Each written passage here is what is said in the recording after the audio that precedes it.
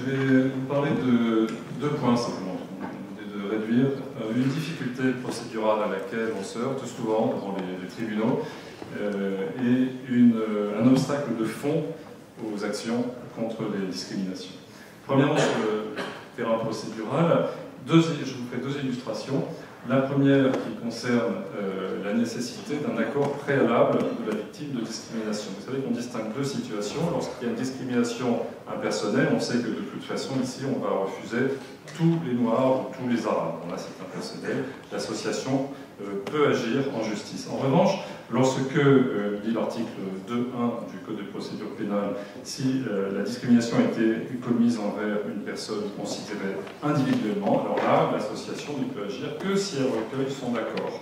C'est difficile parce qu'on n'a pas forcément envie d'agir en justice, même si on est du côté de l'association. On n'a pas envie de se griller des chances d'avoir ensuite un logement ou autre chose, on n'a pas envie de s'exposer, etc. Quand on se plaint, on est aussi aussitôt attaqué quand on est dans une procédure. Et donc l'association a plus d'expérience, a des moyens, veut mettre en œuvre l'action, et elle n'a pas forcément toujours le consentement de la personne individuelle. Alors, parfois, lorsque l'association dénonce au procureur et que le procureur veut bien mettre en œuvre l'action publique, l'association dit que dans ce cas-là, on peut intervenir, même si on n'a pas l'accord de la personne visée individuellement. Et bien, la jurisprudence est très restrictive, puisqu'elle estime que même dans cette hypothèse-là, même sur une intervention sur une procédure qui est engagée par le procureur de la République, à partir du moment où ça concerne une personne qui a été discriminée en la considérant individuellement, eh bien son accord est nécessaire.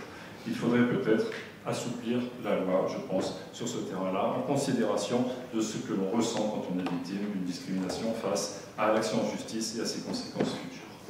Deuxième point de procédure, certaines associations, un certain nombre d'associations qui luttent contre les discriminations ont dans leur statut l'aide et le soutien aux personnes qui sont victimes de discrimination raciale et antisémite. Vous pensez notamment à ce qui s'est passé pendant la Deuxième Guerre mondiale. Les personnes ont été déportées parce qu'elles étaient de race ou religion juive.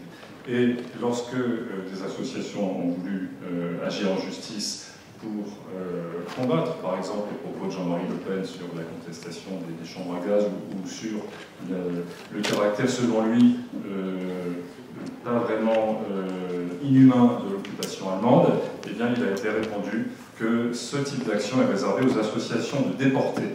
Et donc là, ici encore, la jurisprudence a fait une interprétation très étroite des droits des associations antiracistes. Là encore, je pense qu'une modification, ici c'est l'article 48.2 de la loi sur la presse du 29 juillet 1881, serait nécessaire pour faciliter les actions des associations qui luttent contre les discriminations raciales et antisémites. Voilà pour deux aspects procéduraux. Maintenant, un aspect de fond.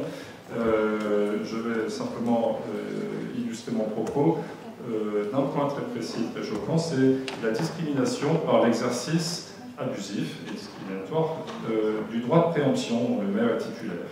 À plusieurs reprises, dans les petites communes, on s'est aperçu que les maires, et parfois même le faisant crânement, c'est-à-dire disant aux notaires de la ville, disant aux agences immobilières, vous savez, nous, on en a assez, des Turcs, il y en a trop, des Arabes, il y en a trop, donc on n'en veut plus. Alors c'est pas la peine de conclure des promesses de vente avec ces personnes. Et des maires ont été condamnés, et ils ont, à plusieurs reprises, gagné contre les associations racistes devant la chambre criminelle de la Cour de cassation. Pourquoi? Parce que la chambre criminelle a interprété la loi de façon très stricte et elle a considéré que l'article 423-7 du Code pénal suppose que la personne qui est poursuivie prive la personne victime du bénéfice d'un droit qui est accordé par la loi. Et la chambre criminelle a estimé que seul le vendeur est susceptible de se voir reprocher d'avoir privé l'acheteur de la possibilité d'accéder au droit de propriété. Ça, nous l'avons vivement contesté. par une règle de droit civil qui est que lorsqu'il y a accord sur la chose et sur le prix, ça vous vante, même si on est encore à l'état de promesse, qu'il faut un certain nombre de démarches administratives, qu'il faut ensuite régulariser, réitérer par acte authentique notarié.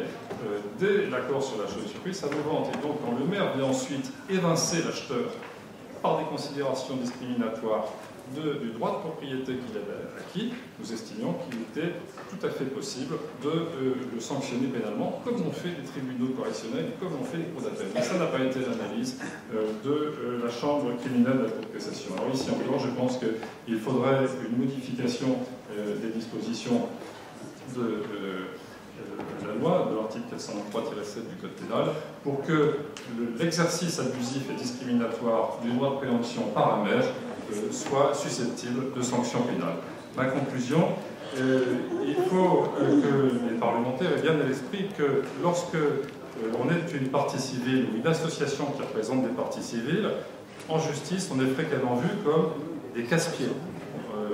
Très fréquemment, les parquets estiment que s'il y a une entité ou des personnes qui sont là pour estimer, apprécier l'opportunité des poursuites et poursuivre seulement lorsque c'est nécessaire, c'est le parquet et elle seule. Et donc, les associations dont les droits sont reconnus aux articles 2 et suivants du Code de procédure pénale, ce sont des gêneurs. Et donc je crois qu'il est très important que les parlementaires aient à l'esprit que lorsqu'ils prennent des dispositions nouvelles fixant les droits des associations, ils les fixent de façon relativement large et souple, de façon qu'ensuite, sur le terrain, l'action des associations ne soit pas paralysée. Je vous remercie.